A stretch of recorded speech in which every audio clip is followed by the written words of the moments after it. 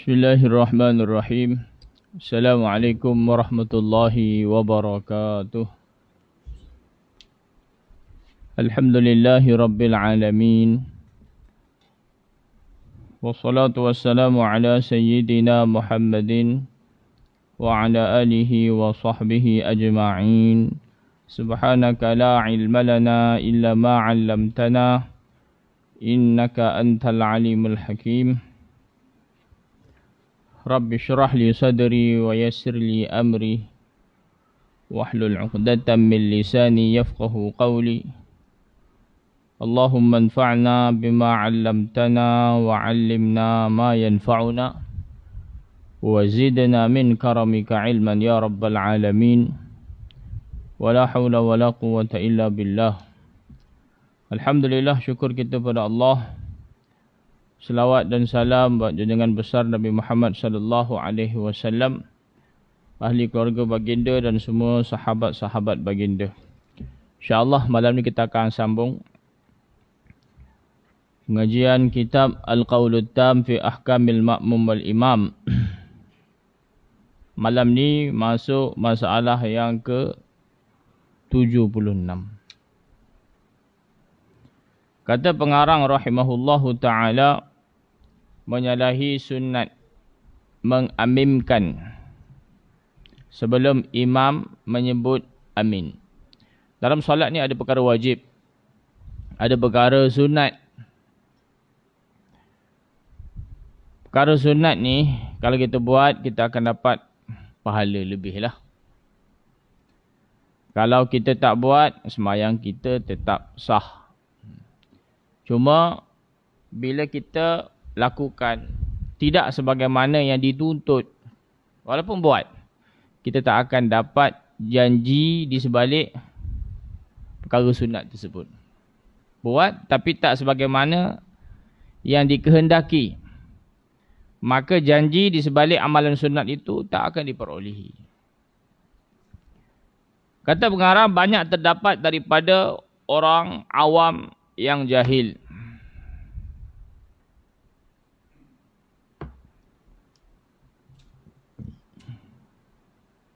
Sebaik sahaja imam selesai daripada membaca waladhdallin, menyegerakan sebutan amin sebelum imam memulakan membacanya. Imam tak sebut lagi, makmum dah sebut.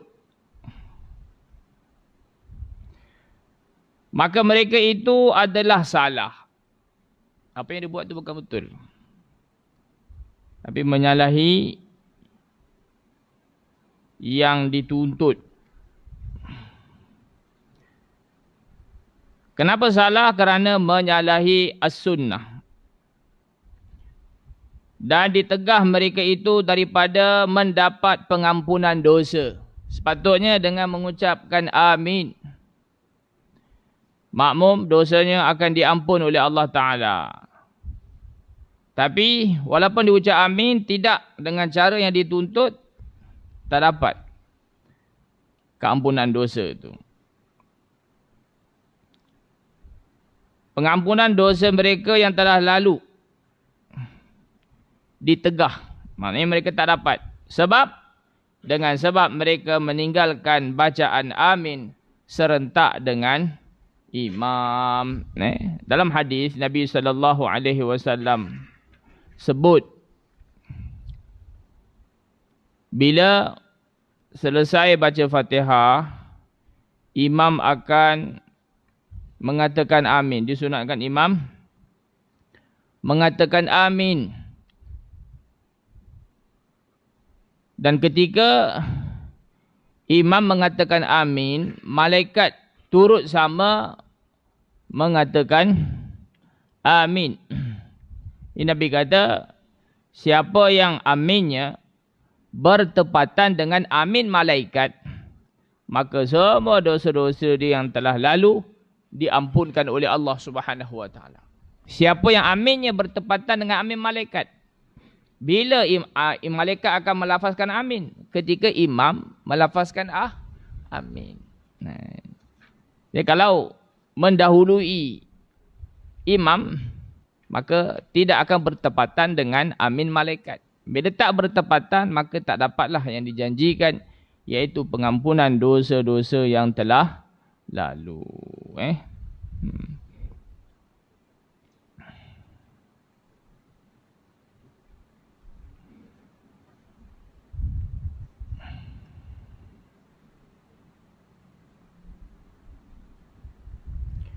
Ada hadis yang disebut oleh Imam Baihaqi, begitu juga Imam Tabrani. Hadis yang diriwayatkan oleh Wa'il bin Hujur. Beliau dengar Nabi sallallahu alaihi wasallam bersabda. Beliau mendengar Nabi sallallahu alaihi wasallam berkata ketika membaca ghairil maghdubi alaihim waladdallin, dia dengar Nabi kata apa? Nabi kata Allahumma ghfirli. Amin. Allahumma ghfirli. Amin. Maka ini juga disunatkan bagi kita lakukan. Selesai membaca Fatihah dengan suara yang tidak nyaring, kita baca Allahumma ghfirli, kemudian barulah kita lafazkan amin. Sabit dalam hadis.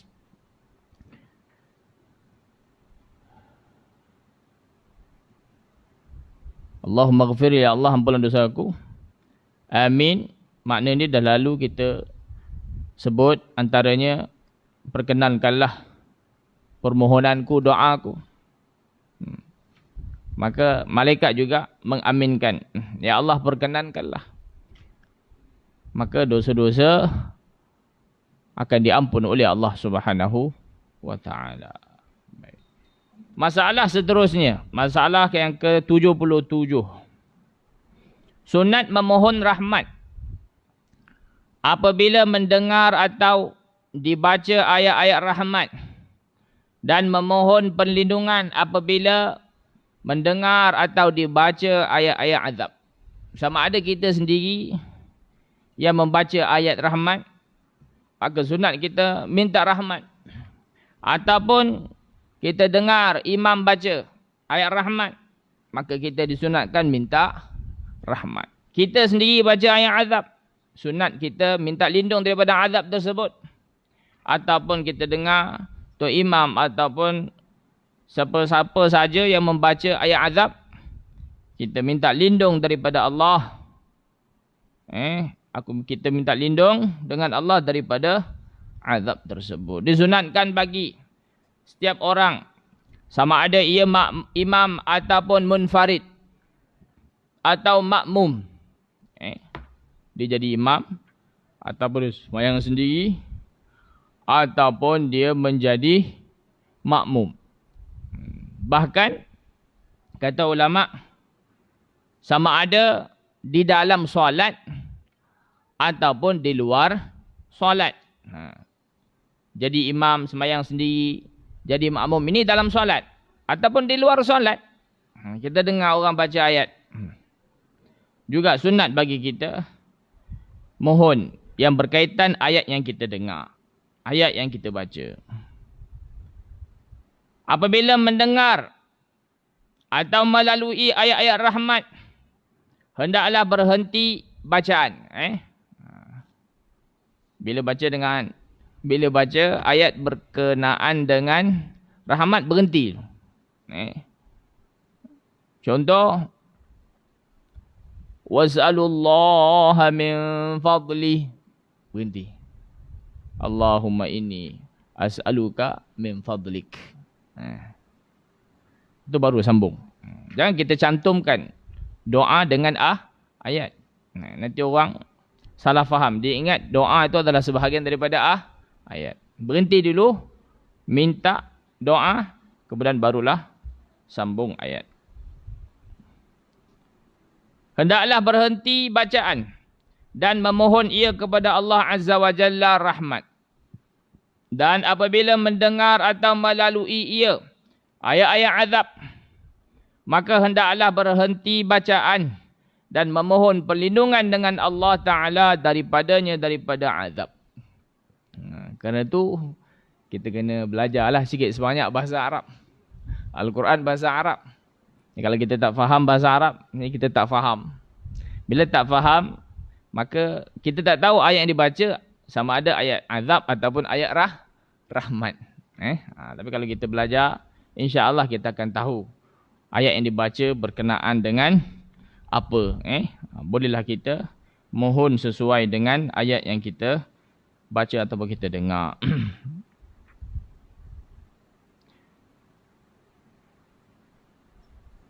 Dan apabila dibaca atau membaca ia, wa huwal ladzi marajal bahraini hadza 'adzbun furatun wa hadza milhun ujajun.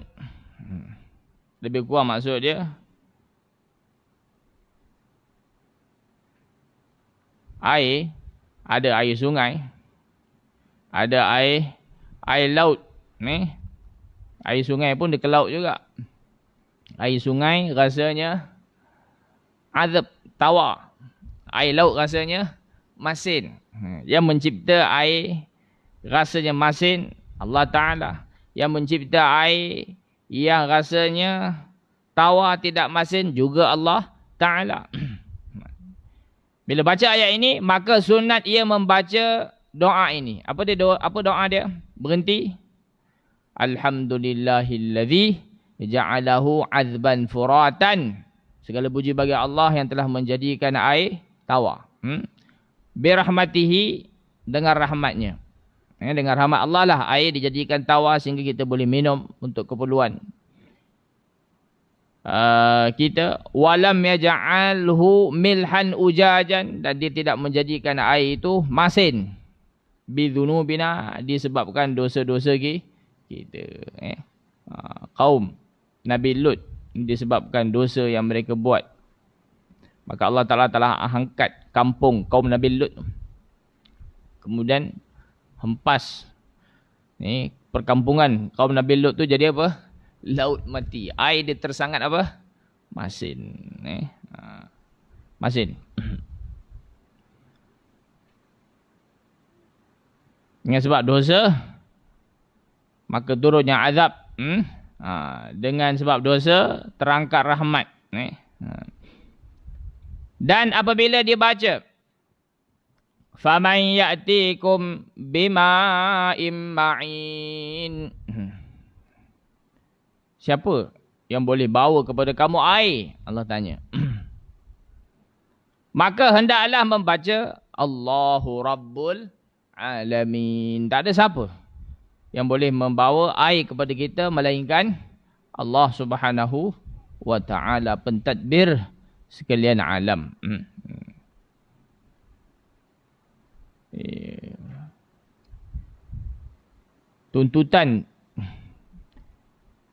Tuntutannya adalah supaya kita usaha untuk tadabbur Al-Quran yang kita baca. Walaupun sekadar baca tanpa tadabbur, dapat pahala. Baca tak faham, tetap dapat pahala. Imam Ahmad sebut kan, baca dengan faham ataupun tanpa faham boleh mendekatkan diri kepada Allah Ta'ala. Maka dijawab sama ada dengan cara faham ataupun tidak. Bila baca kalamullah akan memperolehi taqarrub bersama kepada Allah Subhanahu wa Ta'ala. Tapi kalaulah dibaca dengan menghayati, maka kita akan faham, oh ini sebenarnya kehendak Allah Subhanahu wa Ta'ala daripada kita hamba. Tapi kalau baca tanpa tadabbur, jadi kita pun tak tahu apa kandungan yang terdapat dalam kitab Allah. Apa yang Allah nak daripada kita, apa yang Allah Subhanahu wa Ta'ala mahu daripada kita. Bila baca tanpa tadabbur, kita tak akan tahu. Tak dapat nak menghayati. Baik. Dalam Al-Quran banyak Allah ada sebut afala tadabbarun. Adakah kamu tidak tadabbur? Tak memikirkan ayat-ayat Allah Subhanahu wa taala. Dan apabila sesengah masjid, sesengah tempat, mereka membudayakan Al-Quran. Itu juga satu amalan yang bagus. Baca ayat Al-Quran, kemudian baca dia punya terjemahan. Baca Quran, baca terjemahan. Sehari, tiap-tiap hari ada. Barulah kita faham, ini sebenarnya kandungan daripada kitab Al-Quran. Baca ayat rahmat, kita tahu ini rahmat, maka kita minta rahmat. Baca ayat azab, kita wujudkan perasaan takut dalam hati kita. Apakah aku termasuk dalam ancaman ayat ini? Minta lindung daripada Allah Ta'ala. Minta lindung dengan Allah Ta'ala daripada ancaman tersebut. Lagi, dan apabila dibaca, Alaihissallahu bi ahkamil hakimin. Tidakkah Allah Ta'ala hakim yang paling bijak? Maka hendaklah membaca, berhenti, bukan baca, bala, bahkan wa ana ala dzalika minasyahidin. Aku di kalangan orang yang menyaksikan, yang memberi persaksian terhadap perkara tersebut, iaitu Allah lah hakim yang paling bijaksana. Dan apabila dibaca, alaysa dzalika biqadirin ala an yuhyiyal mauta.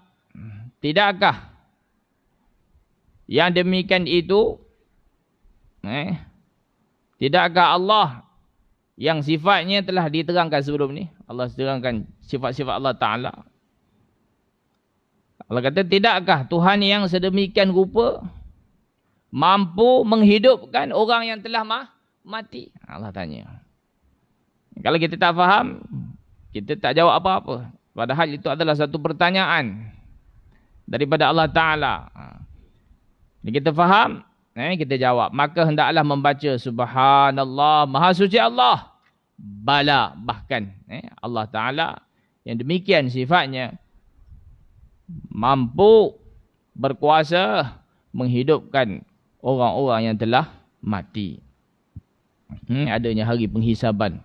Semua manusia akan dibangkitkan semula daripada mati, untuk dihisap, untuk diberi balasan atas amal yang telah dilakukan semasa hidup di dunia. Dan apabila dibaca, syahidallahu annahu la ilaha illa huwa wal malaikatu wa ulul ilmi qa'iman bil qist, la ilaha illa huwal azizul hakim. Allah Ta'ala memberi persaksian bahawa tidak ada Tuhan melainkan Dia. Begitu juga dengan malaikat memberi persaksian.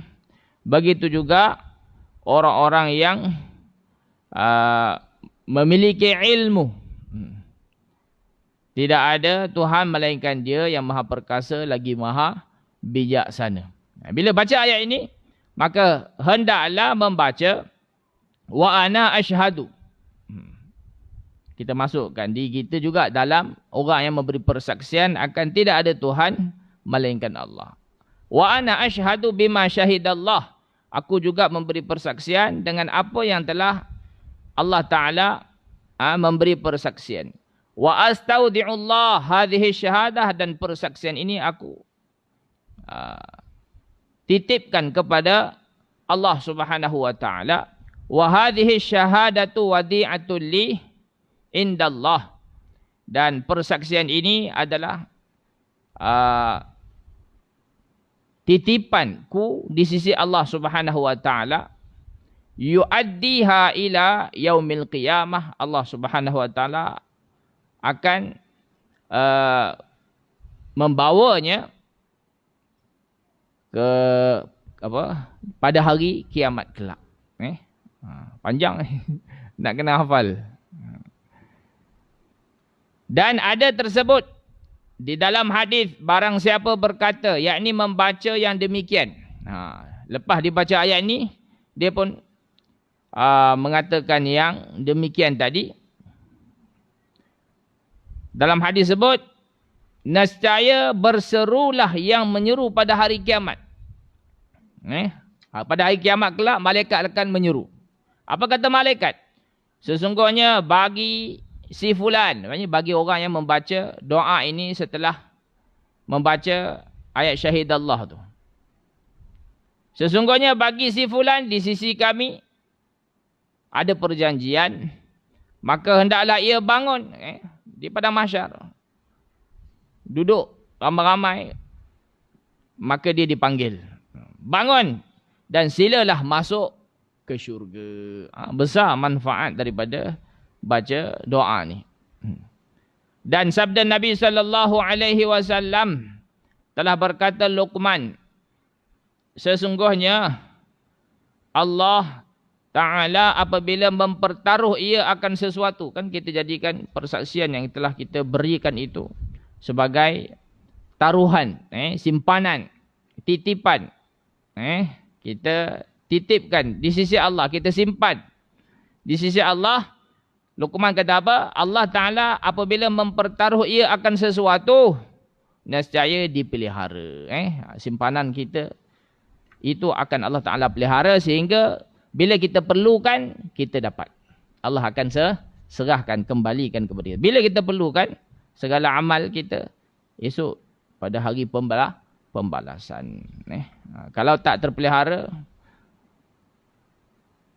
maka akan ada perkara-perkara yang menyebabkan amal tu rosak. Dia punya keikhlasan dan lain-lain yang menyebabkan pelaku tadi tak dapat manfaat daripada amal yang dia buat dekat dunia. Baik.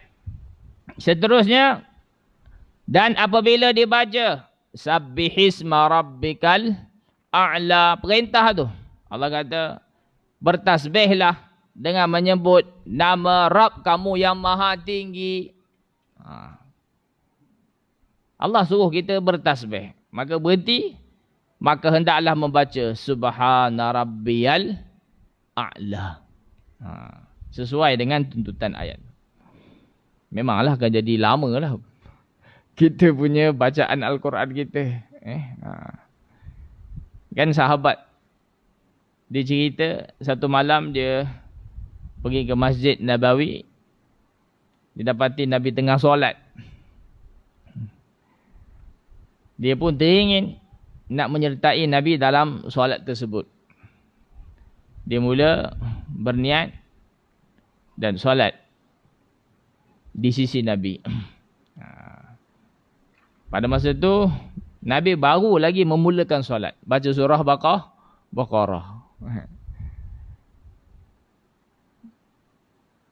Dia kata tidak ada ayat yang Nabi SAW baca berkenaan rahmat, maka Nabi akan berhenti, Nabi akan minta rahmat. Ayat azab, Nabi akan berhenti, Nabi akan minta lindung dengan Allah daripada azab tersebut. Bila habis baca surah Baqarah, Nabi akan puji Allah. Allahumma lakal hamd. Allahumma lakal hamd. Nabi sambung surah yang kedua. Habis surah kedua, Nabi puji Allah Ta'ala. Nabi sambung lagi surah yang ketiga. Surah-surah yang panjang Nabi baca dalam solat tahajud. Baik.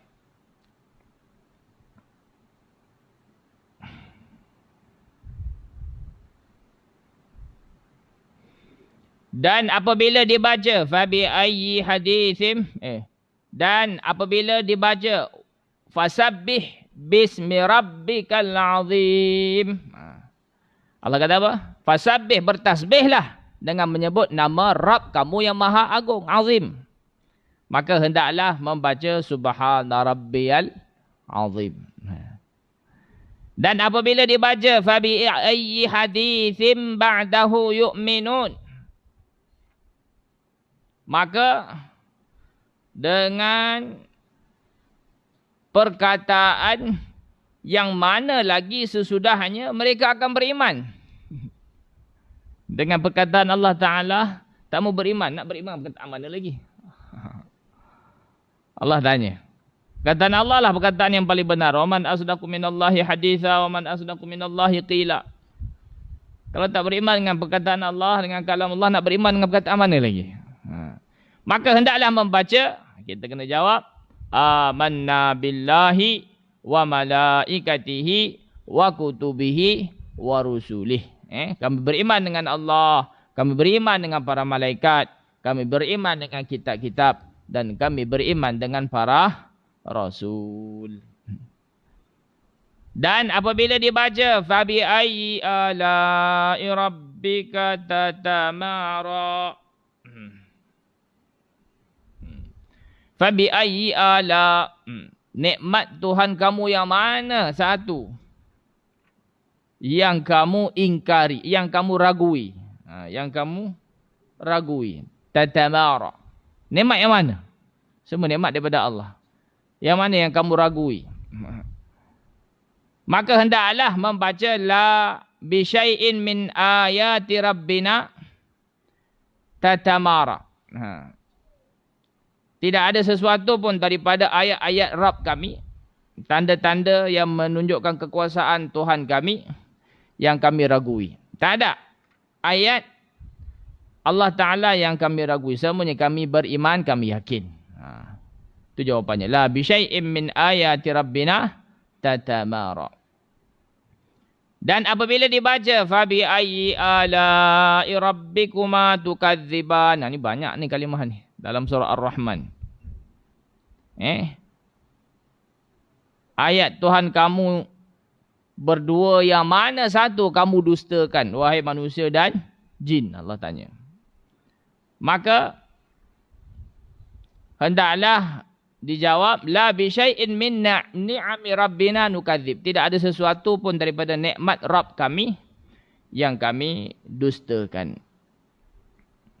Itulah sebahagian daripada contoh-contoh ayat Al-Quran yang kita disunatkan untuk membaca doa selepas membaca ayat tersebut. Dan kata pengarang, janganlah disambungkan doa-doa yang tersebut dengan ayat Al-Quran. Jangan. Saya dah sebut awal tadi, berhenti dulu. Lepas baca ayat, berhenti. Kemudian barulah baca doa. Selesai baca doa, sambung ayat. Supaya tidak disangkakan doa-doa itu daripada ayat-ayat Al-Quran. Tu tujuan dia. Kenapa kena berhenti, tak boleh sambung. Dan di dalam bacaan doa-doa tersebut tidak terikat. Dia tak macam amin. Amin, imam dulu. Imam sebut amin. Maka kita makmum serentak ucap amin bersama dengan imam. Jangan kita mendahului imam. Tetapi berkenaan dengan doa-doa lepas ayat-ayat yang ayat rahmat ke, ayat azab ke, ataupun yang seumpama keduanya, dia tak terikat dengan apa? Tak terikat dengan imam ataupun makmum.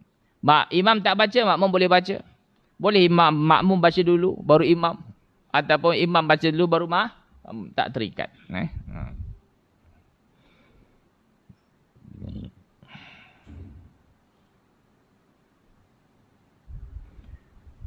Bahkan para makmum disunatkan membaca doa-doa itu walaupun imam tak membacanya. Baik. Kemudian masalah yang ke-78. Sunat bertakbir apabila selesai membaca surah Wadduha dan surah-surah selepasnya. Ini biasanya majlis khatam lah ni. Kita baca Quran, khatam, kemudian mula balik. Al-Hal wal Murtahil. Selesai baca Quran sampai surah apa? Surah An-Nas kan? Minal jinnati wan nas. Jangan berhenti sampai situ. Baca Fatihah, baca surah Baqarah beberapa ayat. Kemudian sadaqallahul azim. Supaya apa? Nanti bila kita dah mula dah baca apa sebahagian daripada juzuk pertama, nanti esok sambung lagi. Supaya bukan seumur hidup kita khatam sekali je. Quran ni perlu kita baca berkali-kali khatamnya. Baik. Kemudian bila kita dah nak habis, nak khatam Quran, Dah nak habis dan nak khatam tu daripada mana? Bila dah sampai pada surah Wadduha. Bila kita mula baca surah Wadduha, kita baca daripada surah Baqarah, surah Ali Imran, straight sampai juzuk Ammah, Wan Nazi'at, Abasa straight lagi sampailah surah apa? Wasyams wal lail. Kemudian Wadduha.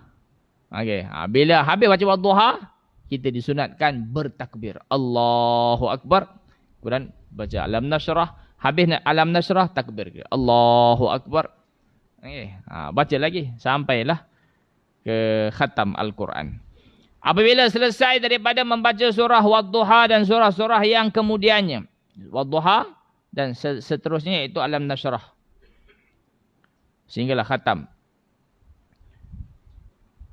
Bahawa diselang antara tiap-tiap dua surah dengan takbir. Selang dengan apa? Dengan takbir. Sama ada kita takbir Allahu Akbar ataupun La ilaha illallah Wallahu Akbar. Sunat. Buat dapat pahala.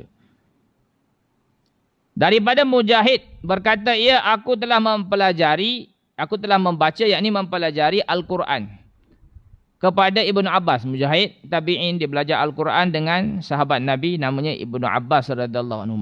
Berapa kali dia belajar Al-Quran sampai khatam dengan Ibnu Abbas? 19 kali khatam. Dia bertadarus, bertalaqi dengan Ibnu Abbas sehingga khatam 9 kali. Dan adalah ia menyuruh aku supaya bertakbir mulai daripada surah Alam Nashrah. Baca Wadduha, kemudian Alam Nashrah. Takbir. Antara dua surah tu bertakbir. Dan berkata Ibnu Abi Barzah. Ibnu Abi Bazzah telah berkata kepada aku oleh Muhammad bin Idris Asy-Syafi'i, Imam Asy-Syafi'i. Imam Asy-Syafi'i kata kepada Ibnu Abi Bazzah, jika engkau tinggalkan takbir, maka sesungguhnya engkau telah meninggalkan sunnah. Daripada sunnah-sunnah Rasulullah sallallahu alaihi wasallam. Berarti bertakbir di antara dua surah itu hukumnya adalah sunnah. Bila tak takbir, kita telah tinggalkan satu sunnah Nabi. Sunnah Nabi banyak. Telah meriwayatkan oleh sebahagian daripada Syarih Asy-Syatibiyah daripada Imam Asy-Syafi'i radhiyallahu anhu bahawasanya mendengar ia seorang lelaki membaca dan selang ia dengan takbir. Imam Syafi'i dengar ada satu orang dia baca daripada surah Wadduha dan seterusnya. Ini diselangi antara dua surah itu dengan takbir. Maka berkata ya Imam Syafi'i, engkau telah kena dengan kehendak sunnah. Maknanya apa yang kau buat ni memang bertepatan dengan sunnah Nabi sallallahu alaihi wasallam. Bertakbir di antara dua surah bermula daripada Wadduha sehinggalah khatam Al-Quran. Dan telah berkata Al-Baghawi pada tafsirnya. Kerana tu dalam apa? Dalam tahlil biasa kita buat malam Jumaat tu kan.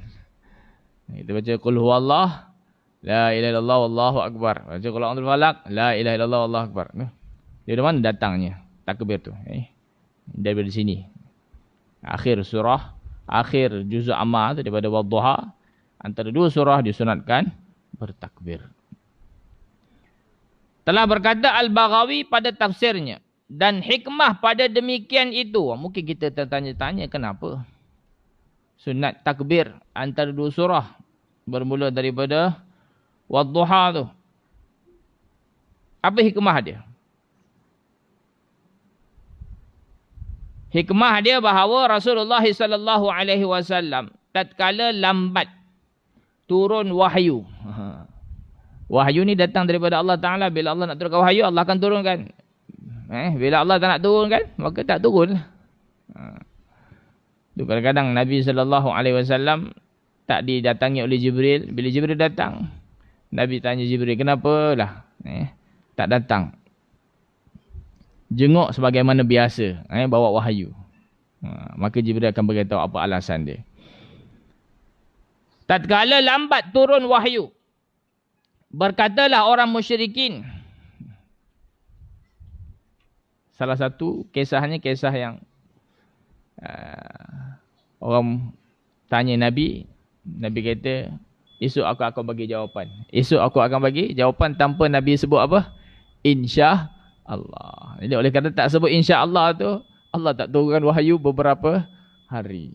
Jadi bila tak turun wahyu, Nabi tak boleh nak bagi jawapan. Bila wahyu lambat turun, maka orang musyrik kata, Muhammad telah ditinggalkan Tuhannya dan dibenci oleh Tuhannya. Tuhan dia dah tinggalkan Nabi Muhammad dah. Tuhan dia dah benci pada Nabi Muhammad. Tak turunkan wahyu pada Muhammad. Orang duk mengata. Bila Nabi dengar orang duk mengata macam tu, sedih hati Nabi. Maka diturunkan oleh Allah Ta'ala firman-Nya. Allah turun. Surah Wadduha tu lah.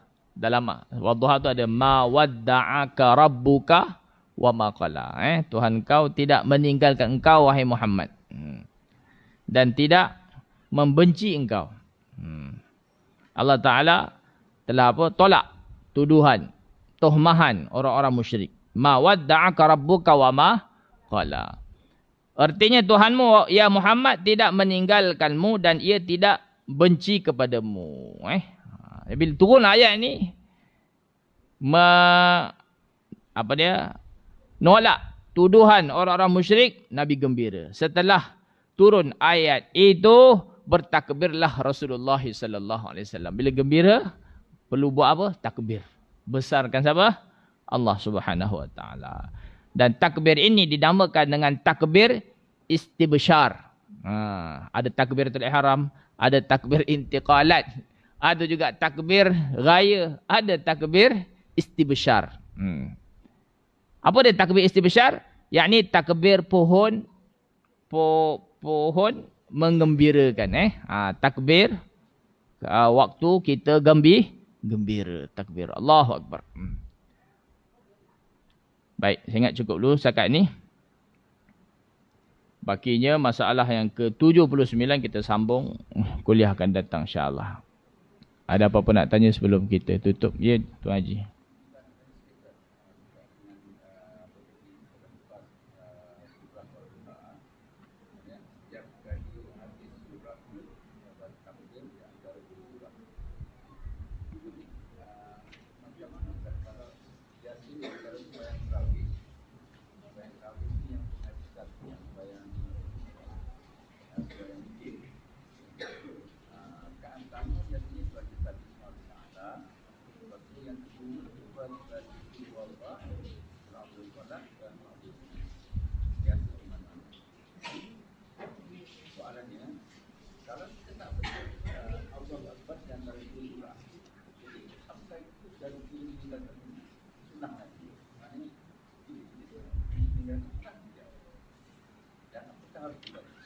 Zahirnya apa yang disebut tadi di luar solat. Yang takbir di antara dua surah bermula daripada Wadduha tu adalah di luar solat. Kerana tu tak pernah lagi kita dengar Tok Imam bertakbir di luar solat. Tu bila orang ni dia baca dia bertakbir antara dua surah. Dan disedari apa yang dibuat tu oleh Imam Syafi'i, Imam Syafi'i terus bagi tahu dia, asabtas sunnah, apa yang kamu buat ni memang bertepatan dengan sunnah. Di luar solat. Lagi? Tak ada?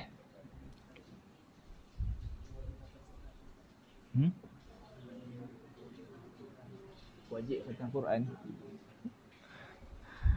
Wajib ke khatam Quran? Digalakkanlah. Kita